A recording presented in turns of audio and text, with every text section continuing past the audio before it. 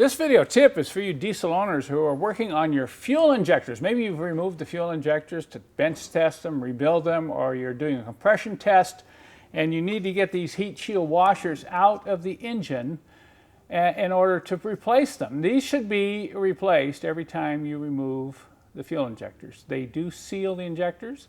They prevent excessive carbon buildup, and if you use the wrong ones, as you see here, you can have problems with excessive carbon buildup. This size here is not recommended by me. I prefer for the turbo diesels that you use this larger hold heat shield washer like the ones we sell on the website. And most of the time, as I recommend, you can reach in with a pick tool, get under that lip on the hole, and just lift them out like this. But I've got one right here that is not going to come out with a pick tool. I've seen this before, so I thought I'd get the camera out and show you what I use.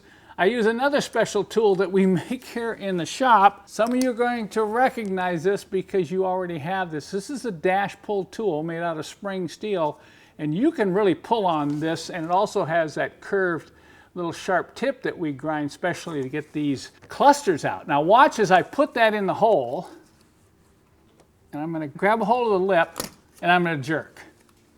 Man, this one is really stuck.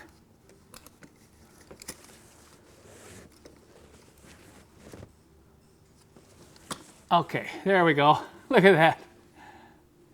Let me show you the carbon buildup, and you can see why it was almost glued in there. See all the carbon buildup on the backside?